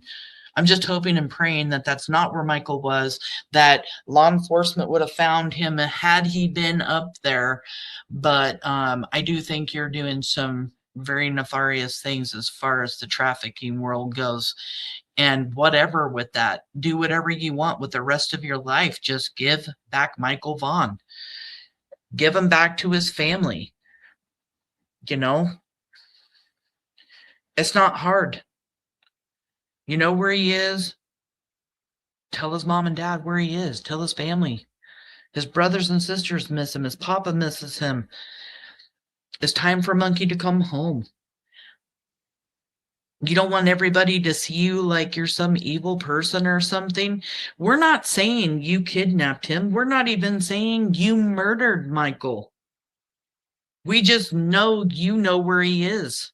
Nobody knows the whole story. You think we all are just, gonna believe everything Stacey Wondra says? We want to know the truth. We want to know what really happened. Did Sarah Wandra really come in the door with Michael? Did Adrian help her? Did you help her? Did Stacey walk in the house with Michael? Is he just blaming this on everybody else because he's the one that did this? Brandon, you were there. You have the answers to this question. All of these questions. Do the right thing. Do the right thing. Michael would be 10 years old in June. 10 years old. They have missed out on 5 of his birthday parties, 5 Christmases, 5 Easters, 5 summers, 5 springs. 5 years of love, and well, the love goes on, but the hugs, the kisses, the cuddles, all of the things that parents crave, that brothers and sisters love, playing in the yard. Buggy misses her brother so bad.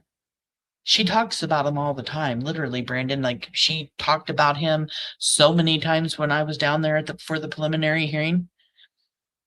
Michael isn't forgotten in that family, that's for sure. It's just time for you to do the right thing. Maybe we'll back off a little bit. I have more information I'm working on in the background. More information is going to come, and I will keep and continue to put out more information. Your friends talk. You've seen the TikToks on True Crime the Missing. I know you go over there. Your friends have been talking for a long time. Somebody knows something. It is time to tell what you know. Call in a tip. Call Fruitland Police Tip Line 208-642-6006 or email findmichael@fruitland.org. There are 4 suspects. There are 4 named suspects. Stacey Wondra, Sarah Wondra, Adrian Lucien, Brandon Shurtliff. Now we're putting together a bunch of different codes. We're putting together Twin Falls in California. Things are happening in the background, and y'all are all just sitting there like, you're going to get away with something and nobody's ever going to find out. Well, you're going to have to start coming up with more codes because we're calling you out. And Brandon, if people find out that everybody's finding out what's on your Facebook, finding out what you have on your social media sites, how long do you think they're going to continue to even work with you? And are you going to have to worry about them coming after you? I bet you they're probably not too happy. And by the way, just in case anybody wants to know, before I get heat, because I seem to get heat a lot lately, yes, I know, BRANDI Vaughan is in chat. BRANDI knows everything I do. She knows everything. I would never get up here and ask Brandon if he's digging up her son, if he's digging up Michael Vaughan, without her knowing that I'm going to talk about that. She knows. I've been getting a lot of heat for things that I'm saying here lately. I'm doing these lives the way Brandi wants me to do these lives. She tells me she trusts me. She tells me you do your life the way you want to do it. And if there's ever anything I'm questioning myself about or something, I will do a tiny check-in with her. Just for the record. We're never going to stop, Brandon. Go talk to law enforcement. Hence the fight, the big fight. Right? He's talked about the big fight they all got into right after Michael's abduction. He busted himself with that, oh yeah, so bad. It was, oh God, that was great. He totally gave himself up. Brandi says, thank you everybody so much for your continued support. I know I sound like a broken record, but I don't ever want to sound ungrateful for each and every one of you. Honey, we're always going to be here. Always. TikTok, Brandon. You don't sound like a broken record. Brandi says, Brandon Shurtliff, no matter where you try to hide, you will be found. Michael's army is worldwide. Remember that. Exactly. In the Ting says, we need others who were actually there to speak with truth and give back Michael.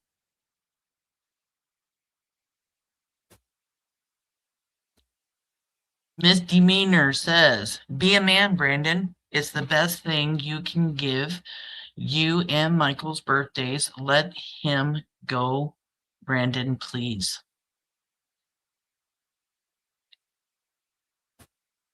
And I hope you remember every single one of your birthdays, Brandon, that Michael isn't alive to celebrate his.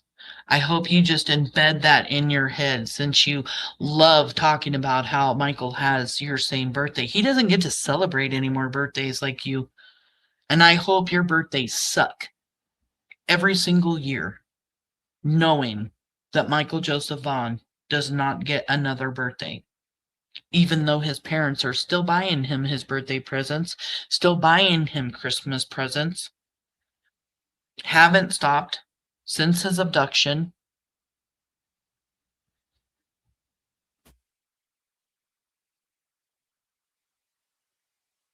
What's up, Ink? Is in the house. Didn't even see you come in. You snuck in on me.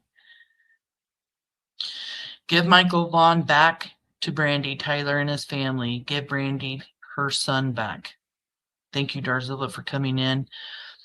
Brandi says, Monkey's Army, you have truly blessed us and continue to help us stand and fight. And we will always be here for you, honey. We really will.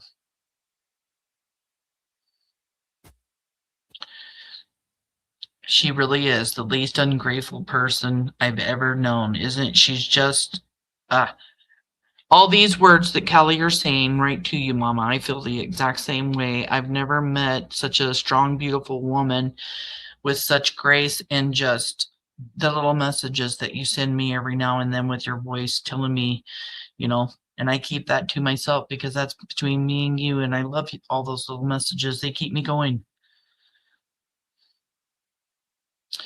Ing says, love you so much, Brandi.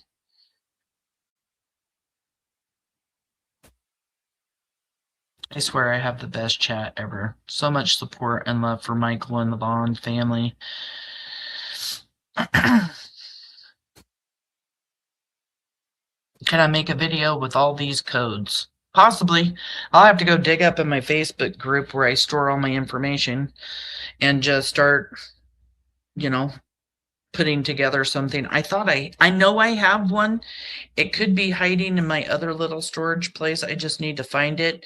But I know I did talk about this once before.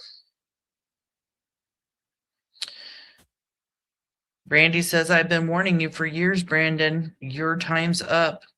May you not rest at all until you tell me where Michael is.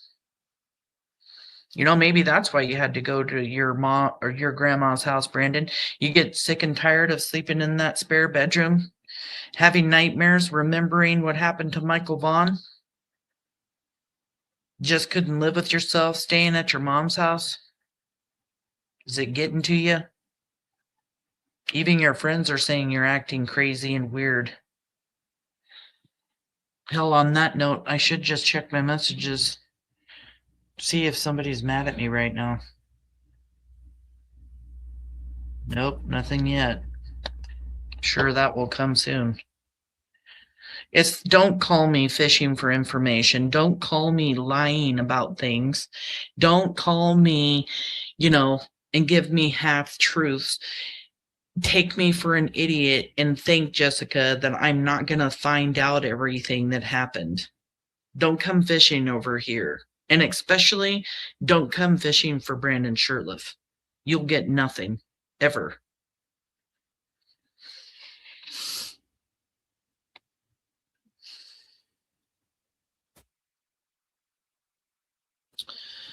Prayers and thoughts for the entire Vaughan family. I love you guys. I appreciate you guys all so much for coming in.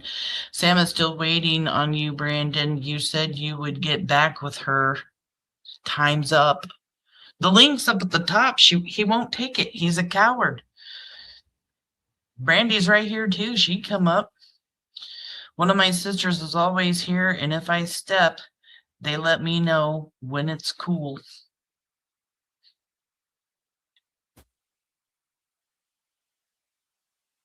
Yes, you did. You did. You snuck in.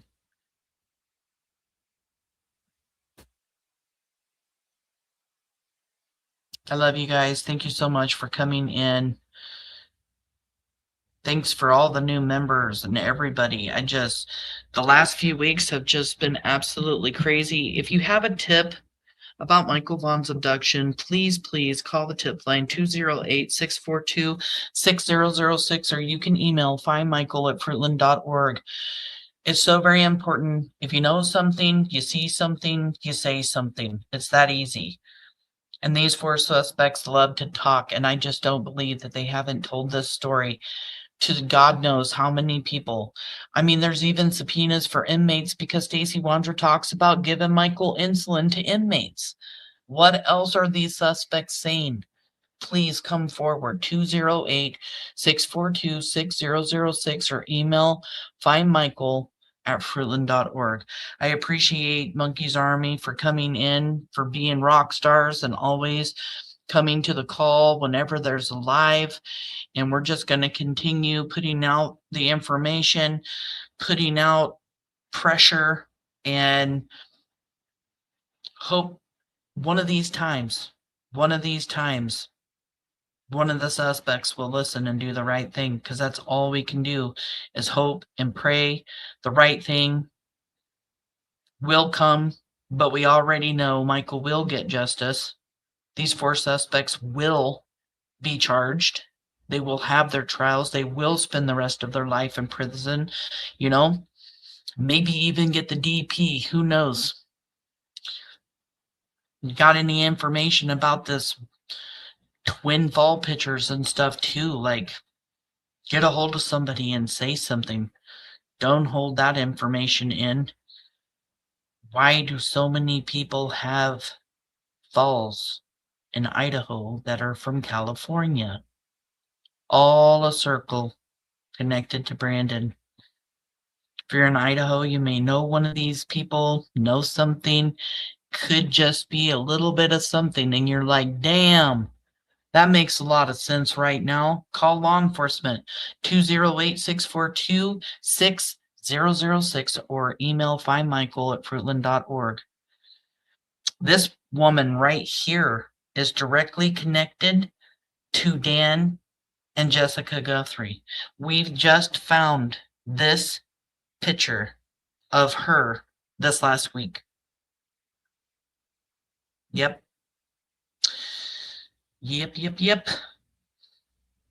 I love you guys. I hope you guys have a great rest of your Friday night. I'm going to get off of here, put my feet up, and take a nap in my chair. I will see you guys on Tuesday.